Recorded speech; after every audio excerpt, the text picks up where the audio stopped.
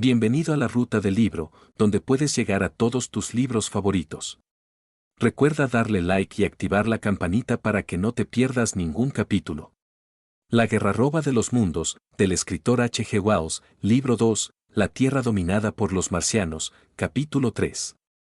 La llegada de la segunda máquina guerrera nos alejó de nuestro mirador obligándonos a ocultarnos en el lavadero, pues temíamos que desde su elevación el marciano pudiera vernos por encima de nuestra barrera.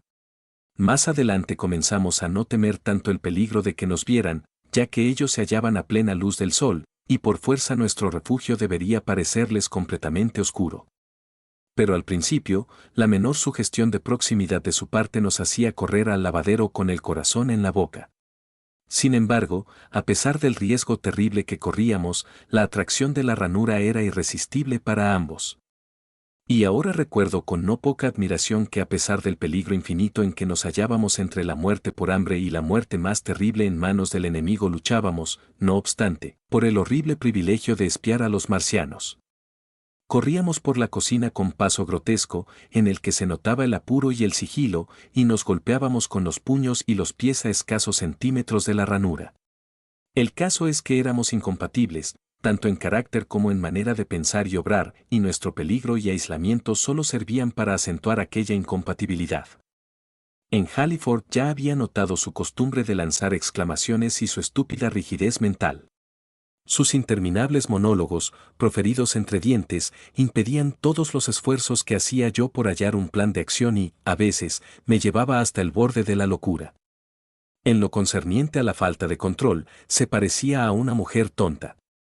Solía llorar horas enteras y creo que hasta el fin pensó ese niño mimado de la vida que sus débiles lágrimas tenían cierta eficacia. Y yo me quedaba sentado en la oscuridad, incapaz de no pensar en él, debido a lo importuno que era. Comía más que yo y en vano fue que le señalara que nuestra única posibilidad de salvación residía en permanecer en la casa hasta que los marcianos hubieran terminado en el pozo, que durante esa larga espera llegaría el momento en que nos harían falta los alimentos. Comía y bebía impulsivamente, atiborrándose a cada minuto. Dormía muy poco.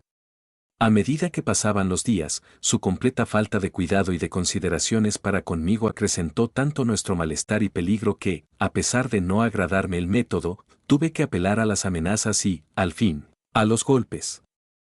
Esto le hizo recobrar la cordura por un tiempo.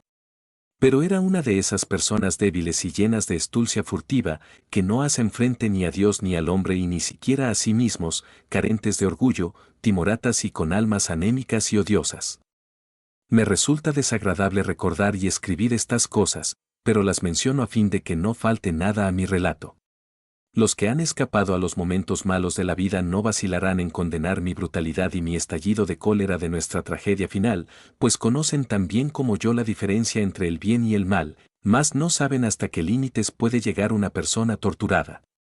Pero aquellos que han sufrido y han llegado hasta las cosas elementales serán más comprensivos conmigo. Y mientras que adentro librábamos nuestras luchas en silencio, nos arrebatábamos la comida y la bebida y cambiábamos golpes, en el exterior se sucedía la maravilla extraordinaria, la rutina desconocida para nosotros de los marcianos del pozo. Pero volvamos a aquellas primeras impresiones mías. Después de largo rato volví a la ranura para descubrir que los recién llegados habían recibido el refuerzo de los ocupantes de 3 máquinas guerreras. Estos últimos habían llevado consigo nuevos aparatos, que se hallaban alineados en orden alrededor del cilindro. La segunda máquina de trabajo estaba ya completa y se ocupaba en servir a uno de los nuevos aparatos. Era este un cuerpo parecido a un recipiente de leche en sus formas generales, y sobre el mismo oscilaba un receptáculo en forma de pera, del cual fluía una corriente de polvo blanco que iba a caer a un hoyo circular de más abajo. El movimiento oscilatorio era impartido al aparato por la máquina de trabajo. Con 2 manos espatuladas, la máquina de trabajo extraía masas de arcilla y las arrojaba al interior del receptáculo superior, mientras que con su otro brazo abría periódicamente una portezuela y sacaba de la parte media de la máquina la escoria ennegrecida. Otro tentáculo metálico dirigía el polvo del hoyo circular a lo largo de un canal en dirección a un receptáculo que estaba oculto a mi vista por un montón de polvo azulino. De ese receptáculo invisible se levantaba hacia el cielo una delgada columna de humo verdoso. Mientras me hallaba mirando, la máquina de trabajo extendió, a manera de un telescopio y con un sonido musical, un tentáculo, que un momento antes era solo una especie de muñón. El tentáculo se alargó hasta que su extremo quedó oculto detrás del montón de arcilla. Un segundo después sacaba a la vista una barra de aluminio blanco y reluciente y la depositaba entre otras barras que formaban una pila a un costado del pozo.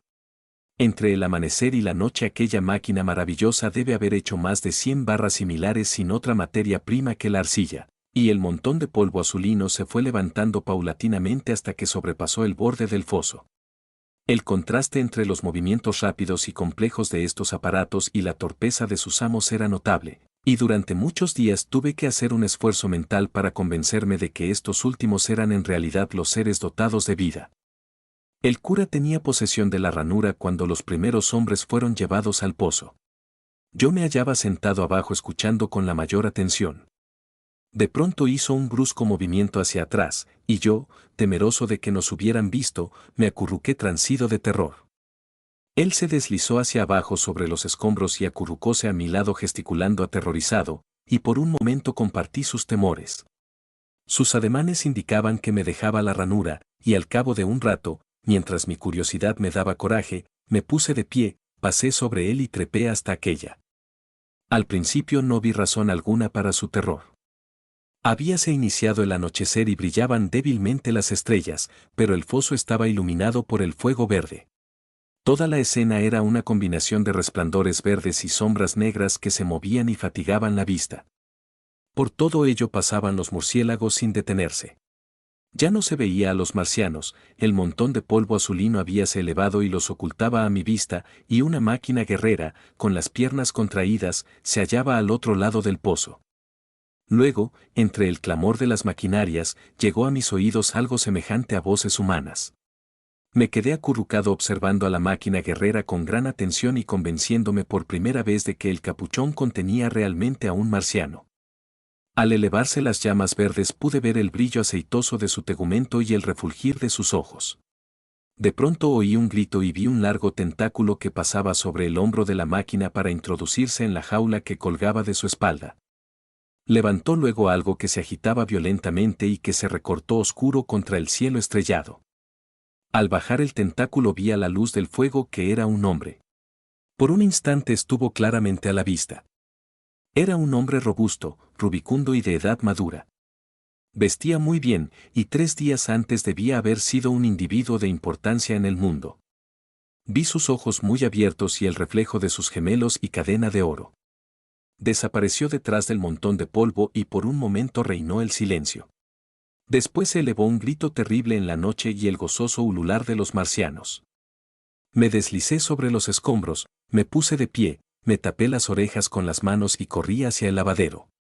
El cura, que había estado acurrucado con los brazos sobre la cabeza, levantó la vista al pasar yo, lanzando un grito agudo al ver que le abandonaba, y me siguió corriendo.